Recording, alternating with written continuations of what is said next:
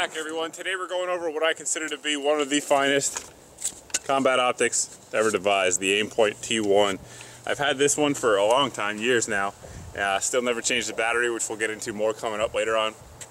And ran out a lot of guns, from shotguns to ARs to everything in between, and still going strong. So keep slinging some lead down range and get into it a little bit more up close and personal inside coming up next.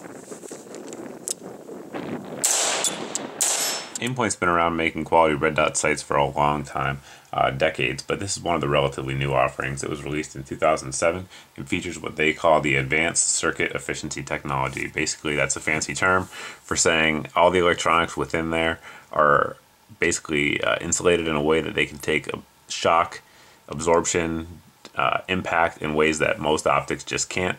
And they're also going to last an extremely long time, be extremely efficient with their batteries that they use. This optic right here is rated for 5 years of battery life on setting number 8. Honestly, I prefer a lower setting than that, but even at that setting, it's very bright and it's supposed to last 5 years. But like I said, these came out in 2007. I know guys that have never changed the battery on them since they've come out, and they've always left them on. So it's probably going to last even longer than that, but that is what they quoted at. The red dot itself is a 2 or 4 MOA dot. Turn it up there just so you guys can see it on camera. You obviously don't need to keep it that bright for actual use, but very clear dot, very crisp dot. That's one of the things out there that you're going to notice. If you have a lower quality kind of knockoff of this, the dot will not be anywhere near as crisp as what you're going to see on the Aimpoint, not even close, in fact. And that's due to obviously the electronics in there, as well as the coatings on the lenses that help stop the starburst effect that you're going to see on a lot of lower quality optics. The case on it is a hard anodized aluminum, and it is type 3 anodized, so it's going to match well with a lot of your AR and other rifles out there which are going to have similar types of anodizing. The T1 is compatible with all generation of night vision devices, and settings 1 through 4 are the night vision settings. So if you buy one of these and you're wondering why you can't see it on that setting when you first get it in, that's why. Once you get to 5, it is visible with the naked eye. And most folks are generally going to keep it on settings 6 through 8, somewhere in there. If it gets an extremely bright sunlight, if you're out in a desert, you might turn it up to 9 or 10, but beyond that, you'll generally keep it somewhere in the middle there. When you're looking through there, it is a parallax-free optic, so no matter where your head is in relation to the dot's going to stay in the same place. So you don't have to worry about it moving or having to get proper head position, proper cheek weld to get the shot on target. The optic itself is submersible to 80 feet, and like I said, with their battery life, they quoted at 80 feet.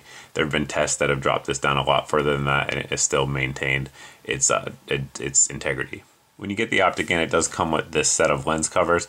That said, everything about this sight is pretty much top-notch. Besides these things, they pretty much suck, and they've got to go. That said, Tango Down is now producing a cover for them that is much better, and we will have a real review of that down the road. But moving on, you also get with it, you get an adjustment tool, a red adjustment tool, but that said, you really don't need it. If you look here at the elevation and windage knobs, you'll notice these 2 little dots. Also, when you look in here, you'll notice the direction. It'll tell you which way you need to move your dot, depending on where your impact is. Now, a good thing about these caps is that the caps are also a sight adjustment tool. So you can actually stick the little button in there, it'll lock in, and you can make your adjustments. Your adjustments are roughly equivalent to ½ an inch at 100 yards for each click. So if you're shooting closer than that, you can just do the math yourself in terms of how much you need to adjust it. Besides the lens covers, which are a very minor issue, the only downside I can really see to the T1 is the price for most folks. If it wasn't for the price, which generally without any sort of aftermarket mounts, you're going to get a T1 if you look for somewhere to $550 to $650, so very expensive. If it wasn't for that, my guess is every single rifle in America would be wearing a T1, at least those that are not designed for any sort of like squad designated marksman rifle or something like that. Just most guys who are expecting engagements from 200 meters and in, I don't think there's a better optic on the planet than the T1 in my opinion. It's just excellent. It's the standard that I judge all of the red dots by. You can turn it on, leave it. I've seen videos online of guys shooting these things with buckshot, doing all kinds of crazy torture tests to them, and they just keep on ticking. So I'm never going to put them through anything like that, at least I don't hope to, but it's good to know that if it happened, it would still be there and it would still be working and I could count on it. So That's pretty much it, guys. That is the Aimpoint T1. It is a fantastic red dot. It really is the standard, at least in my opinion. And if you guys have any questions about this optic, anything else to talk about here on the channel, you can feel free to post below in the comments section. You can also post over at my Facebook page. But as always, guys, thanks for watching. Thanks for subscribing, and I hope to see you in the next video.